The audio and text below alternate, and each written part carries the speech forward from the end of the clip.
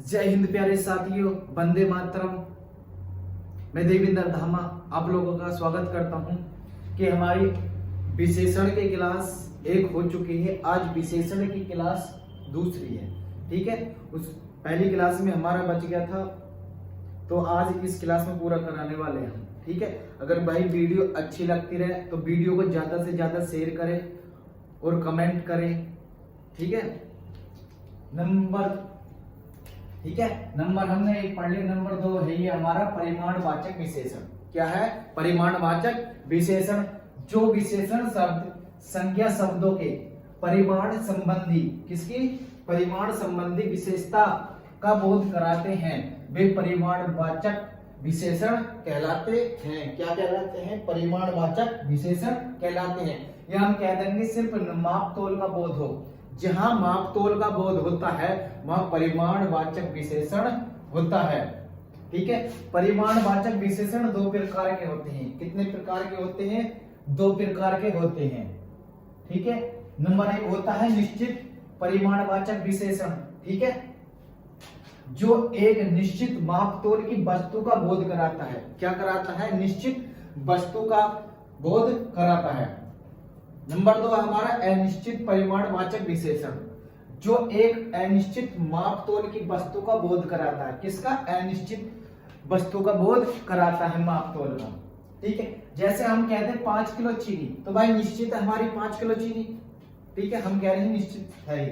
2 kilo सेब, 5 metre कपड़ा, 100 ग्राम दूध और 200 ग्राम पनीर, तो यह एक निश्चित संख्या है हमारी। क्या है? एक निश्चित संख्या है।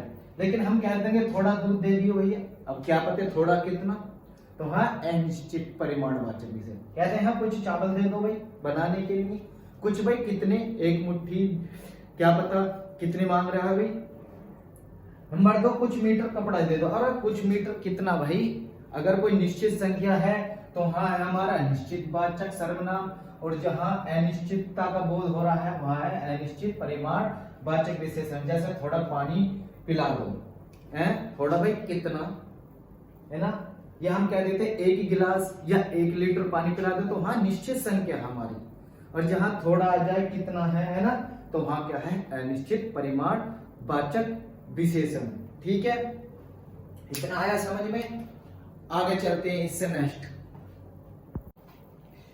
भैया हमने पढ़ लिया था परिमाणवाचक विशेषण। अब हमारा क्या है? सार्वनामिक विशेषण। क्या है हमारा? सार्वनामिक विशेषण। संज्ञा अथवा सर्वनाम शब्दों की ओर संकेत करने वाले विशेषणों को हम सार्वनामिक विशेषण कहते हैं। क्या कहते हैं? जो संज्ञा हो या सर्वनाम शब्दों की ओर क्या करते हैं? संकेत करने वाले विशेषणों को हम सार्वनामिक विशेषण कहते हैं। ये 2 प्रकार के होते हैं। नंबर 1 होता है मौलिक सार्वनामिक विशेषण, नंबर 2 यौगिक सार्वनामिक विशेषण। क्या होता? ये होते हैं यह, वह, ये, वे, जो, सो आदि। ये क्या होंगे? हमारे मौलिक सर्वनाम। और यौगिक कौन से होते हैं? जो होते हैं इसका, उसका, जैसा, वैसा, ठीक है, ऐसा। ये क्या होते हैं? हमारे यौगिक सर्वनाम होते हैं। जैसे यह मेरा पेन है, ठीक है, यह मेरा पेन है, यह किस में आ रहा है? तो हमारा हो गया मौलिक सर्वनाम। ठीक है, मौलिक सर्वनाम। देखना पेन क्या है? एक संज्ञा है। संज्ञा की विशेषता बता रहा है। क्या रहा? संज्ञा या सर्वनाम क्यों संकेत करता है? किसकी मान कर रहा है संकेत? पेन की मान। ठीक है, ऐसा घर बनवाना है, तो ऐसा किस में आएगा? ऐसा, उसका, जैसा, वैसा, ये हमारे किस में आते हैं? यौगिक सर्वनाम में आते हैं। तो हमारे क्या होगा? यौगिक सर्वनाम विशेषण हो गया। ठीक है, यौगिक सर्वनाम विशेषण हो गया। आगे चलते हैं हम इससे आगे। भैया देखो अब हमारा क्या है? गुणवाचक विशेषण है। क्या है? गुणवाचक विशेषण। गुणवाचक विशेषण क्या होता है? किसी संज्ञा सर्वनाम के गुण, दोष, आकार, रंग, स्वाद तथा दशा, स्पर्श आदि का बोध कराते हैं। किसका? किसी सर्वनाम के गुण का हो, दोष हो, आकार है, रंग है, स्वाद है, दशा, स्पर्श आदि का क्या कराते हैं? बोध कराते हैं। जैसे हम लिख दिया गुण। गुण क्या है? देखो अच्छा है, ईमानदार है, सच्चा है। ठीक है, आकार जैसे चौकोर है, गोल है, आयतकार है, लंबा है। रंग में आ जाएगा जैसे नीला है, पीला, हरा। स्वाद में जैसे कड़वा, खट्टा, मीठा। स्पर्श जैसे मुलायम, कठोर, चिकना। और दशा क्या होती है? युवा, किशोर और बुढ़ापा। जो क्या कह रहा है? किसी सर्वनाम या संज्ञा के गुण को, दोष को, आकार को, स्वाद को आदि का क्या कराते हैं, बोध कराते हैं। ठीक है, वो विशेषण शब्द जैसे चौकोर है, नीला है, पीला है, ये क्या है, विशेष क्या है, संज्ञा है। तो ये क्या हो गए हमारे विशेषण शब्द हो गए। जैसे रंग है, स्वाद है, स्पर्श दशा है ना, युवा दशा है ना, जिसके पीछे हम व्यक्ति के गुणों या दोष को लगाकर जो बताते हैं वो क्या होते हैं, विशेषण होते हैं। ठीक है, इससे आगे चलते हैं हम। ठीक है, आगे देखते हैं, आगे पढ़ते हैं विशेषण की अवस्थाएं। क्या पढ़ते हैं, विशेषण की अवस्थाएं। विशेषण की 3 अवस्थाएं होती हैं। नंबर 1 होता है मूलावस्था, नंबर 2 होता है उत्तरावस्था, नंबर 3 होता है उत्तमावस्था।